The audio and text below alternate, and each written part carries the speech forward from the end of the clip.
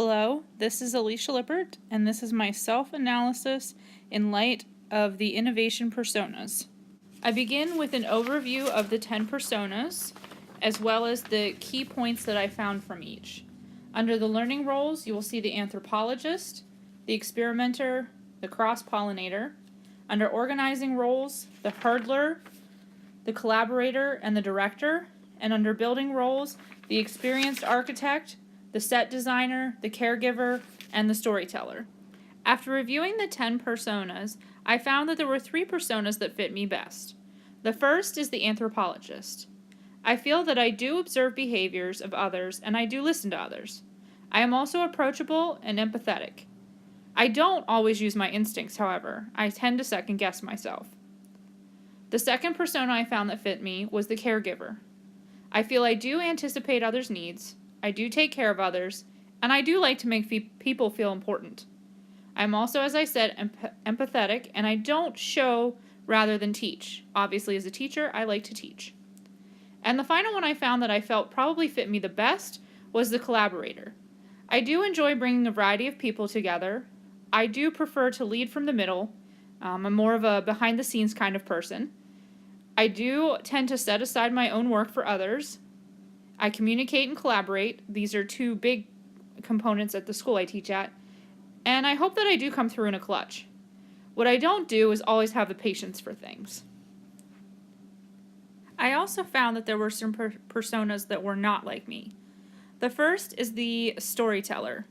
I am not good at telling stories that inspire others or capture their awareness.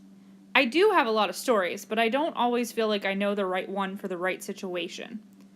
The other one I felt that was not very much like me was the experimenter. I am not good with taking risks. I definitely would prefer to play it safe most of the time. And I hate making mistakes. I'm a little OCD about things and a bit of a perfectionist. In regards to the first question, how would I lead a team through a creative problem-solving process that considers divergent data, planning strategies, and views? In order to lead a team through a creative problem-solving process, I would need to utilize all 3 of my personas.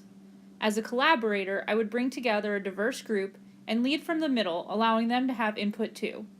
By leading in the middle, I could also act as an anthropologist and observe behaviors and listen to their ideas. This would lead to my caregiver persona, where I would anticipate their needs and make them feel important so they feel that they are being heard. They will feel more comfortable in sharing ideas and working through the design process together. The second question, how would I lead with a mind to the future that considers educational entity reform in light of global context and phenomenon? For this question, I refer to my collaborator persona. As a collaborator, I would bring together a variety of people involved, not just educators and administrators, but business people, tech gurus, economists, and others involved in globalization.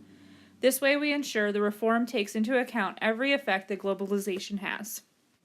And finally, the third question, how would I influence the thinking and actions of others to carry out plans of reform? As an anthropologist, I would be sure to observe the behavior of those involved. I would listen without a voice of judgment to hear how they feel about the reforms and their thoughts on how to put the reforms in action.